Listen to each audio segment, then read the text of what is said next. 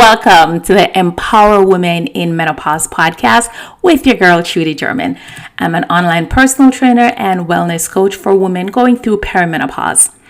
Over here, we talk about all things perimenopausal, menopausal, and postmenopausal, and how to thrive through this transition. We speak openly and candidly about what going through this change really consists of, the good, the bad, the ugly, and we also dismiss a lot of the myths or all the myths and talk about how this change affects you mentally, emotionally, physically, and professionally. So let's get into this week's episode. Hey. Good morning.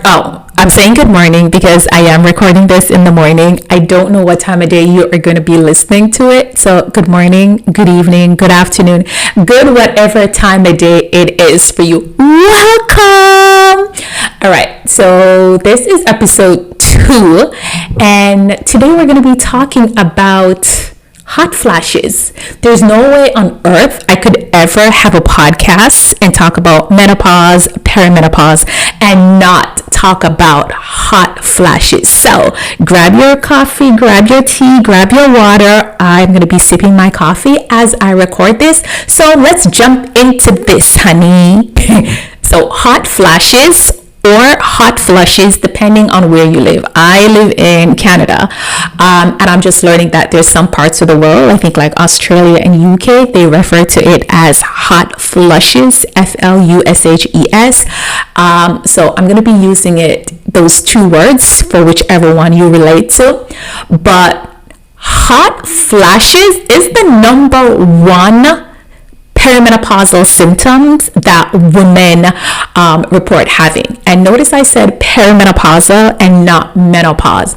I want us to start using these words properly. Back in episode 1, I did define the difference between menopause, perimenopause, and postmenopause. And of course, most of us have heard the words menopause, and we think that a lot of the symptoms we're experiencing are menopause or menopausal symptoms, but they're not. They are perimenopausal symptoms. Because remember, menopause is simply a moment. Menopause is when you have gone 12 consecutive months without a period, and then boom, that moment, kind of like a moment in time. I just thought of Whitney Houston's song, One Moment in Time, when I said that. And that's what it is. So everything leading up to that is perimenopause, and postmenopause is bam, once you haven't had a period in 12 consecutive months, and then the rest of your life. So now that we have got that out of the way, let's really get into hot flashes, hot flushes. So as I previously mentioned, it is the number one symptom that women have reported experiencing, having during perimenopause. I think like 75 to 80% of women experience it. So think about it. Out of every 10 women, 8 of us is going to experience hot flash or hot flushes.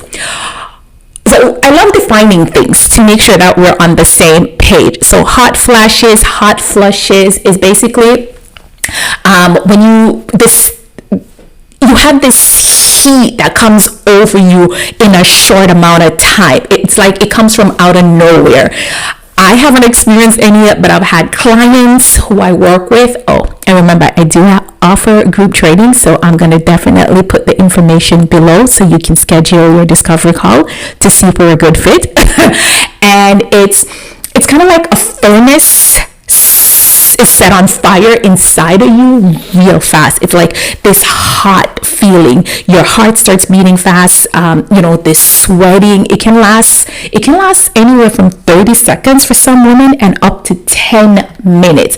You just feel hot out of nowhere. Some women faces even turn red or pink. Their faces start to sweat. Their necks start to sweat. It's just like their armpits. Everything just becomes so sweaty. So it can go from mild to intense or severe.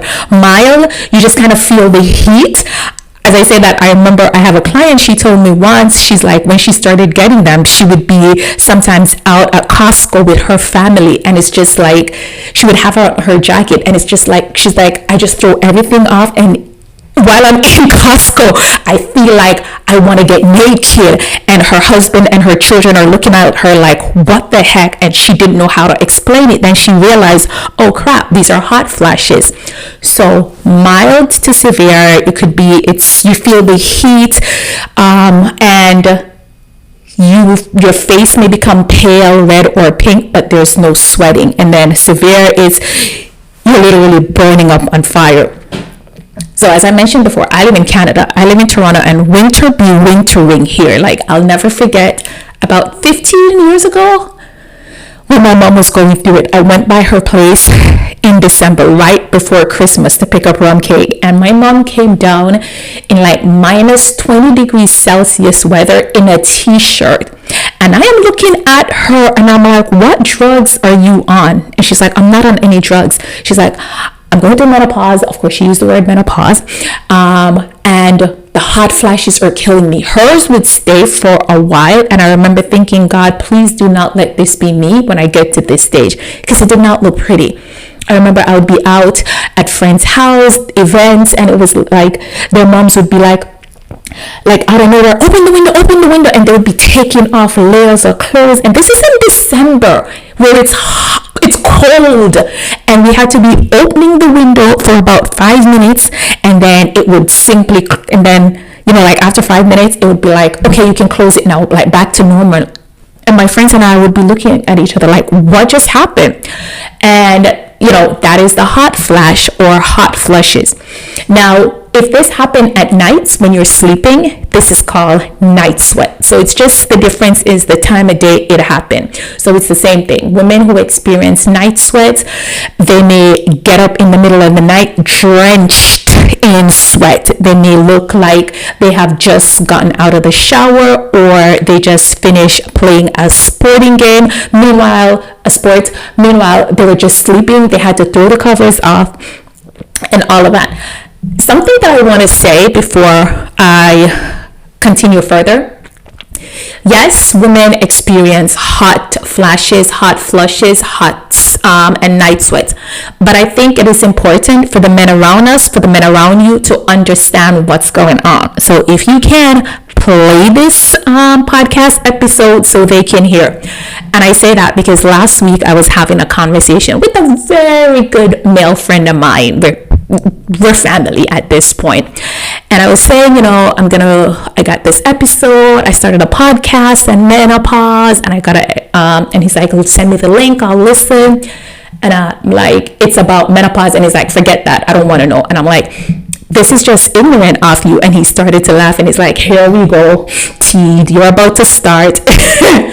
And it had me thinking, this is another problem. We feel that only because women go through this, that men shouldn't be educated or made aware. Men need to be made aware, because if it is affecting us, it is affecting you. It is affecting our relationship. So I said to him, and I'm like, probably you should start listening to these things so you can have a better understanding. So when your wife is talking about these things, how she feels, instead of shutting her out, you can kind of understand. And that was also part of the reason I wanted to start this podcast. I wanted to change the conversation.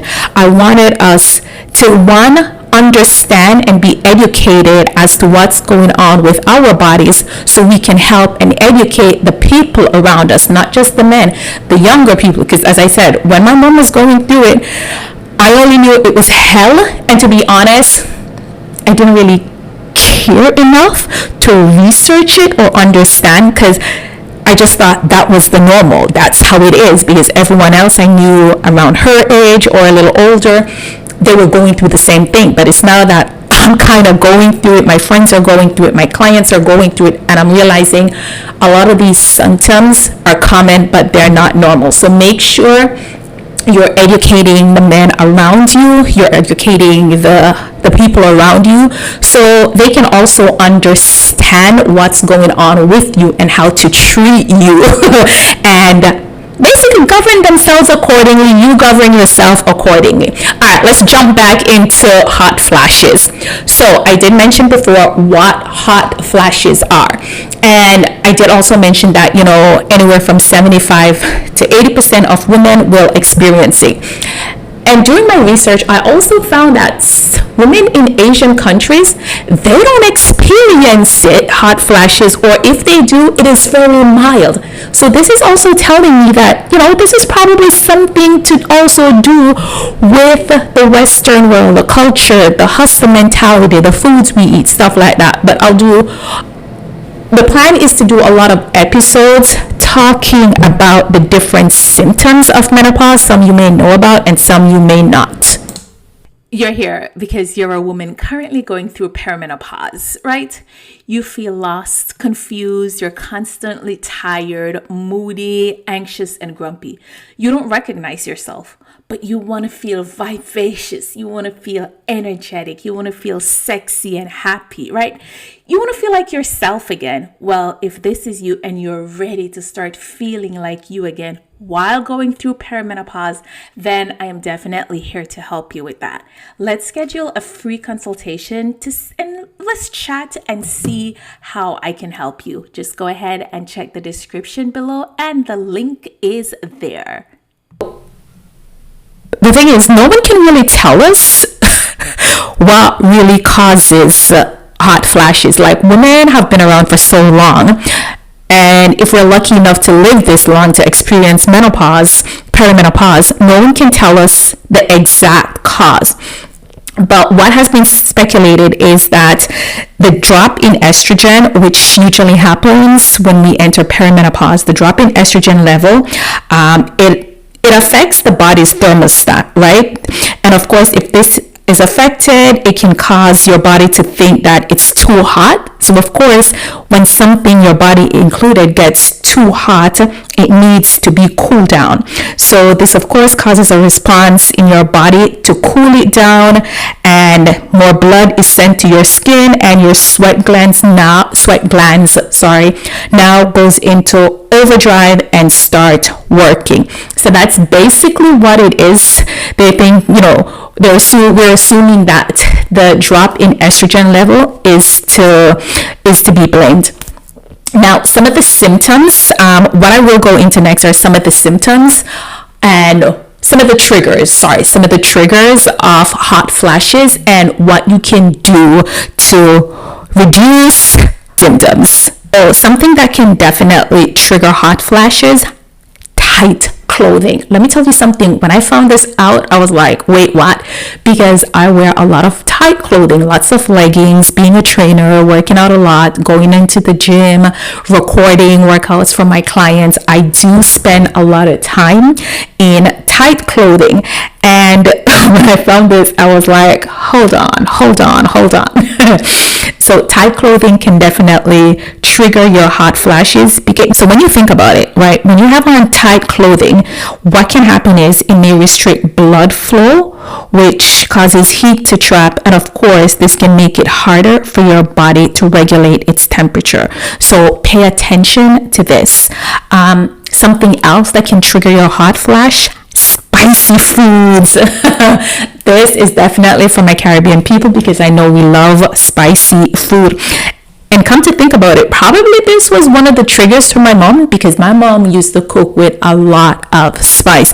And what we don't realize is some of the spicy foods have certain ingredients in it that raises our body temperature. So then this can also trigger hot flashes. A third thing that can trigger hot flashes, caffeine. And I say that as I look over my cup of coffee, and as I said, I haven't experienced hot flashes, and if I start experiencing them and coffee is the cause, I'm gonna have to really pray about it, because yes, I am one of those people who are definitely addicted to caffeine.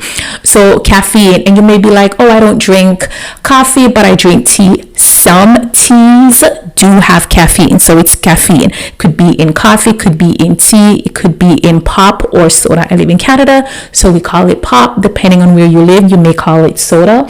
So caffeine, anything with caffeine could trigger it. That's because caffeine has a stimulant that may cause your blood vessels to dilate. And of course, this causes an increase in your body temperature, which may trigger hot flashes.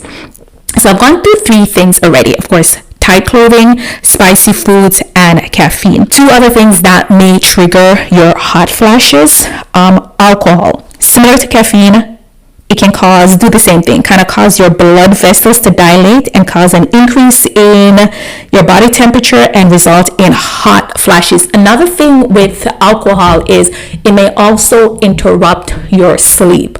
So I know insomnia is definitely an issue that a lot of women experience during perimenopause, and I will definitely be doing another podcast episode about that. So bear that in mind. The next thing is dehydration. Now think about it. If you experience severe hot flashes or night sweats where you're sweating, you're losing water, right? Think about all that water you're losing. If you're not replenishing it, what's gonna happen, right? And the reality is the older we get, the more water we need, and we don't drink enough water. And that's something we gotta definitely work on.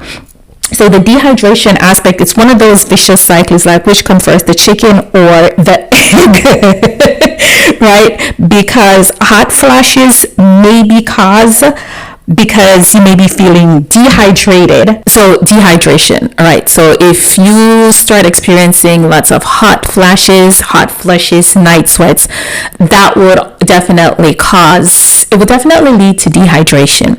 And of course, being dehydrated affects your nervous system, which will trigger lots of adrenaline, and that of course will trigger hot flashes. So you see what I mean with being hydrated. Make sure you're drinking your water. Remember that song, Drink Water and Mind Your Business? Start doing that. So those are some of the things that I definitely wanted to talk about where hot flashes, or night sweats are concerned. So let's also talk about some other symptoms associated with hot flashes. So when you start experiencing hot flashes, sometimes you may start experiencing anxiety, and you're like, why is that? I want you to think about this. If you have to go out and meet a client, if you have to do a presentation to your boss, to your colleagues, if you're a school teacher and you have to be in front of your students, right? Just imagine if you experience hot flashes, not just the mild ones, but the severe one where you're sweating. Imagine being in a meeting in front of everyone and you start sweating where you want to take off everything and you're sweating and it's so obvious. Wouldn't that make you anxious? Wouldn't that make you anxious about doing presentations? Wouldn't that make you anxious if you're in management position, any position? But just think about having to go through that in the workplace, because studies also show that a lot of women have left the workforce or stepped down from certain positions because they experience so many hot flashes where it's like, they're anxious at work because they don't know when one's going to come on, and nobody wants to experience that at the front of a room.